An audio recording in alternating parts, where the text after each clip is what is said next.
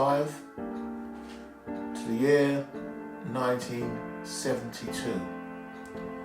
I was tortured by my father with hot Caribbean sauce.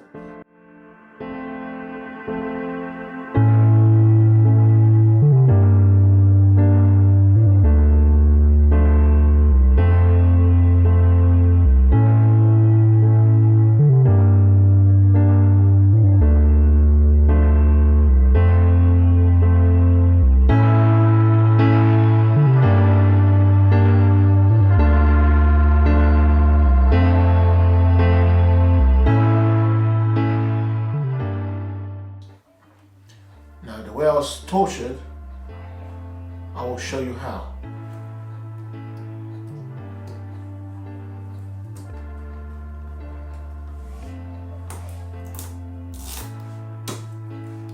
This is one of the things I will never forget all my life. I had a lot of trouble eating spicy foods after because I used to get flashbacks of this torture.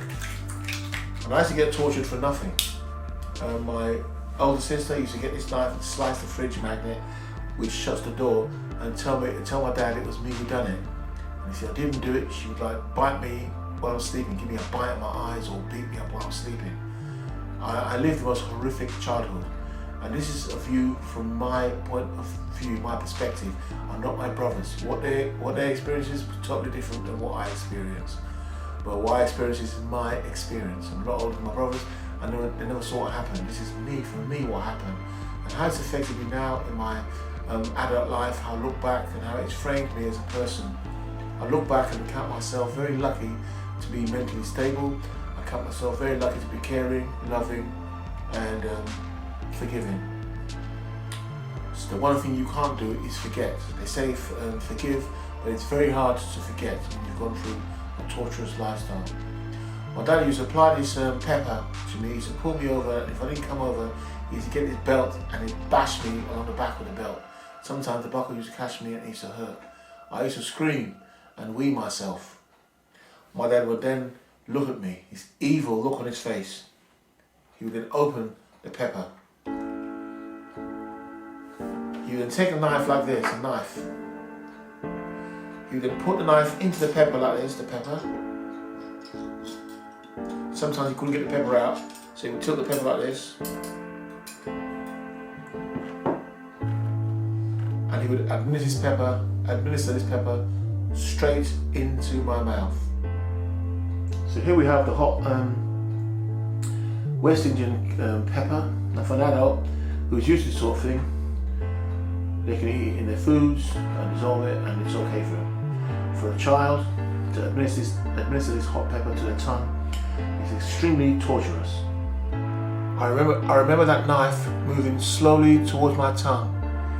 I feared if I didn't stay, I'd get a lash of the belt. I didn't know which was worse, the burning of my tongue or the lashing of the belts that would follow on my back. This happened so many times. And if I was a father, I would have asked my son and do research and find out what is going on. Are you battering your son so much every day? This is every day, getting battered. Sometimes he used to smile, he used to laugh when he used to do it. When I was scared and I was flinched, he laughed. That's the evil thing I'll never forget. I'll never forget what my dad done to me and the way he raised me as a child. You can be thankful for the food you got and a roof over your head. These things I'm thankful for, but not the torture. The torture I can never forget.